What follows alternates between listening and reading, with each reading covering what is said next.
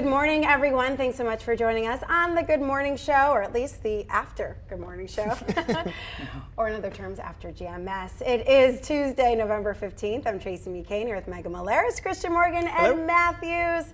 It is a cold Tuesday morning.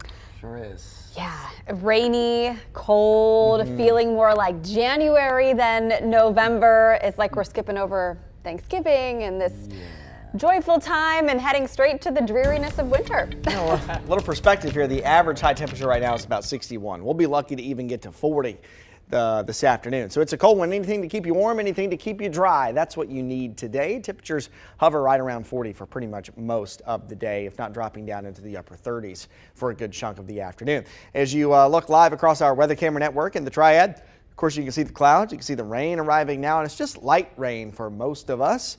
It will pick up in intensity, though, as we go into the afternoon and into the evening. Some freezing rain mixing in up in our North Carolina mountains and places like Boone and, of course, further to the north. A few sleet pellets not out of the question for us this morning, just enough to ping the windshield, but really it's just a cold rain that we have. And notice over the last couple hours as this rain has arrived, we were at 41, 42 degrees. Now we back down to around 40, and I wouldn't be shocked to see these temperatures dip into the upper 30s and likely hold there for a good portion of the day. We have a lot of rain on the way, too, from a system that's getting all of this moisture out of the Gulf of Mexico. And as we go into the afternoon, that rain will pick up in intensity, finally starting to taper off as that area of low pressure and a cold front push on by the Piedmont later tonight. That cold front will usher in another round of cool weather for the rest of the week, but we're looking at dry days ahead as we go throughout the rest of the work week and into the weekend, but it is going to be staying cold for a while. Here's that hour by hour look. Again, light rain this morning, then heading into the afternoon, we'll likely see some pockets of heavier rain at times for the afternoon and evening, and that, of course, could make for a nasty commute home from work and school or wherever you may be coming from for this evening. So keep that in mind. Tonight we'll clear it out a bit, but hold on to the clouds for your Wednesday with a mix of sun and clouds, but dry in the low 50s for tomorrow. Rain totals generally around half of an inch to about an inch of rain in most of our Piedmont Triad locations, but it's a cold, it's a wet one.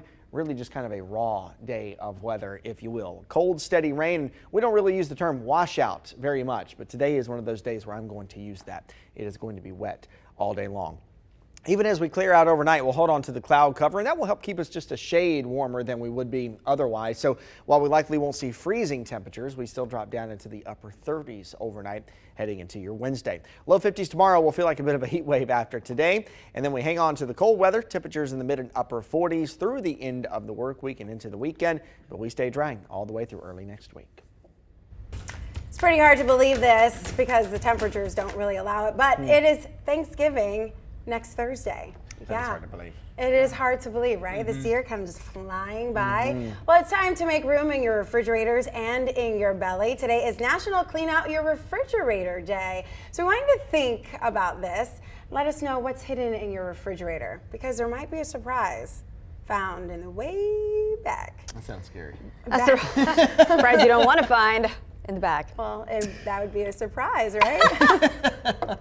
And listen, I just read this, you know. Listen, I just cleaned out my refrigerator a few days ago, last week, one day, and my mom every Christmas always makes these like candied peanut butter peanuts. She has this old shell that she's had forever, mold that she's had forever and ever and ever, and makes them. And I remember asking my mom, she gave me some to bring back, and I said, do I need to put these in the freezer? And she said, no, as long as you keep them in the refrigerator. She's like, they'll be good for a while. But I don't know if she really meant a year. A while is not a year, for sure. I found those in the back. I was like, what is, oh, okay. So how often do you clean out your refrigerator? No, clearly not often enough. Correct, yeah. I was trying to, I didn't want to assume. I thought maybe. Clearly once a year. That's why it smells. I'm just kidding. I have no idea if yours smells. Yeah.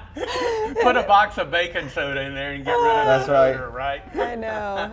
Yeah, and I bet yours is nice and tidy. I keep my refrigerator as clean as my condo, ridiculously clean.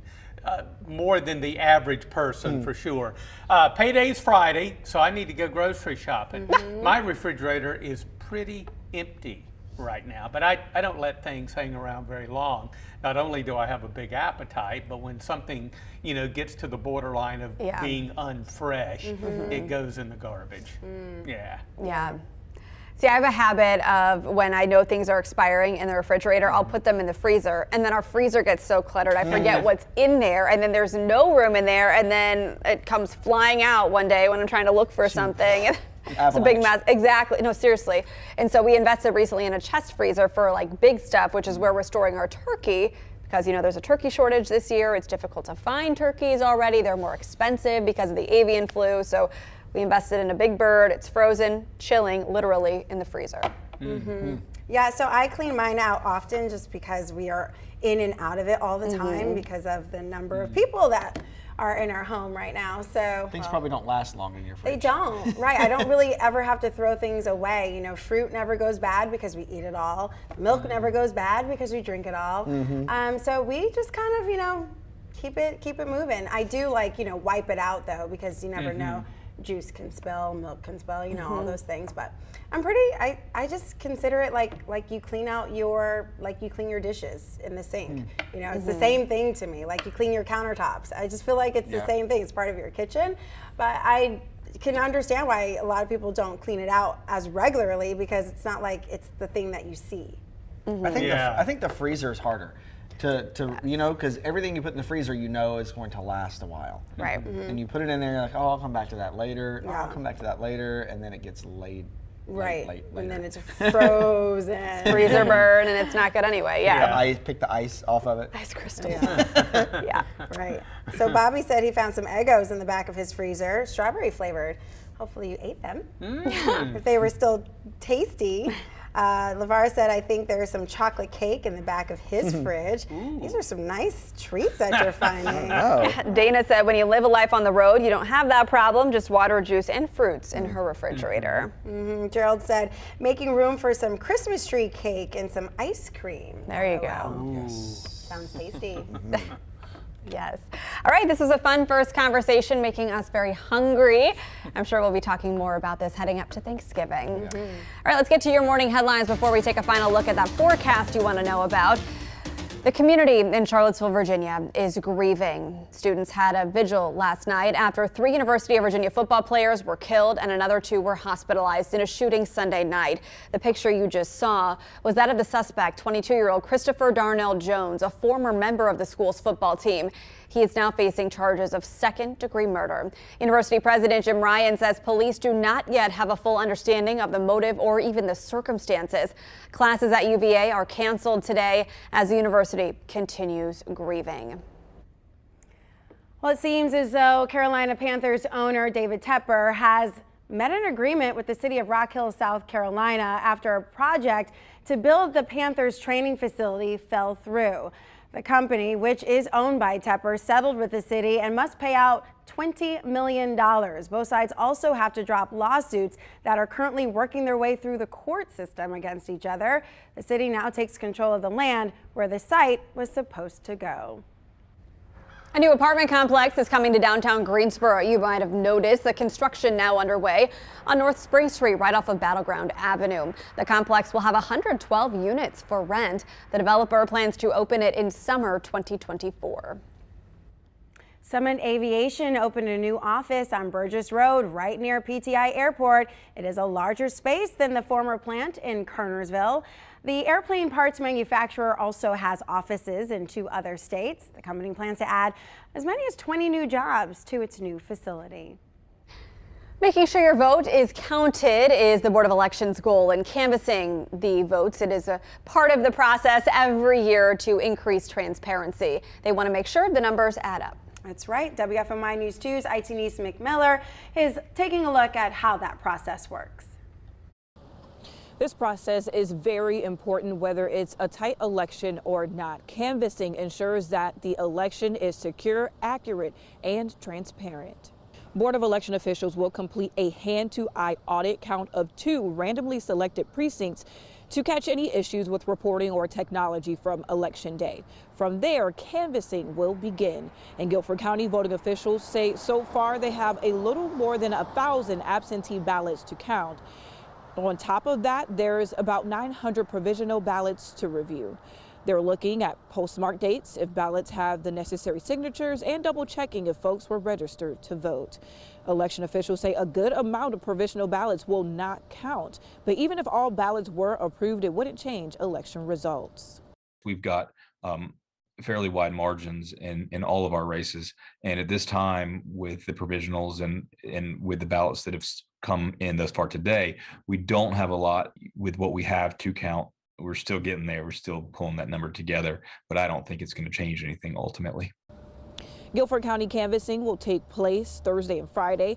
Other counties like Rockingham and Davidson are getting started today. All canvassing meetings are open to the public. If you'd like to watch the process, we'll have meeting details on our website. And once all of the canvassing is complete across all counties, those results must be sent to the State Board of Elections by this Friday.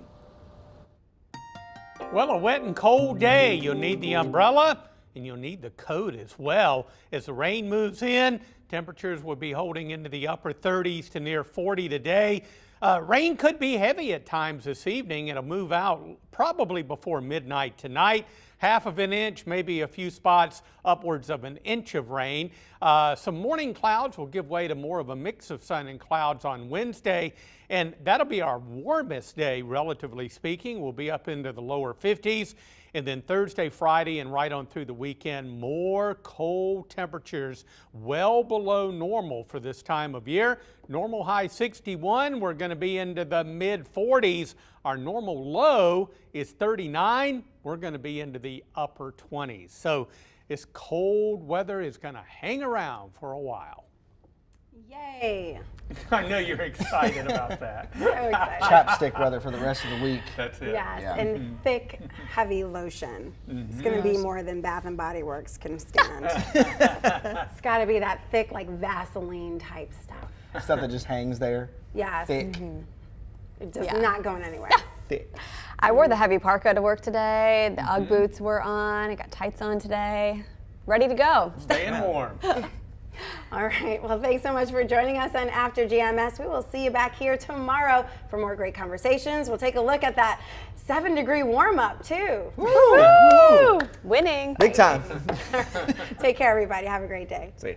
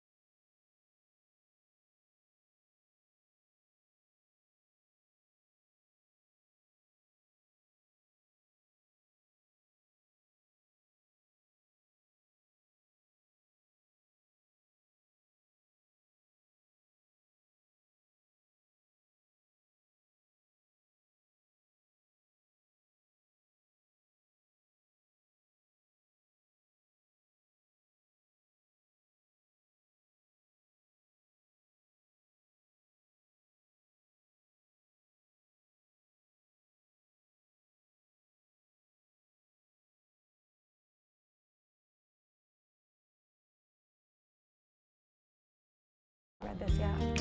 And volunteers prep 600 Thanksgiving meals for hundreds of families. Turkey Palooza starts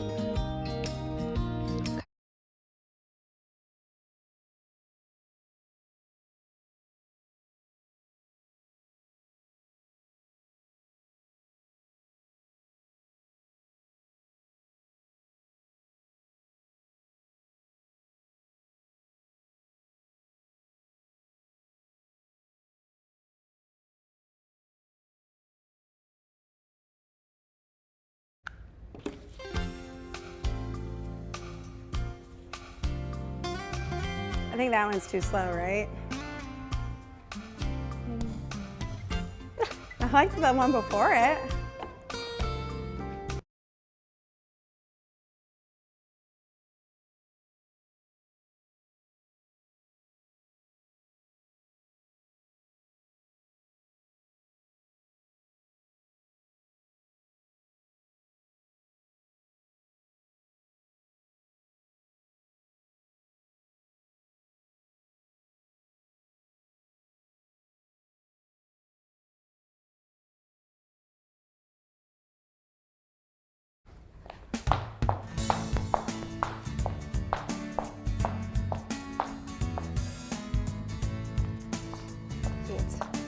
I like it. All right, let's do it.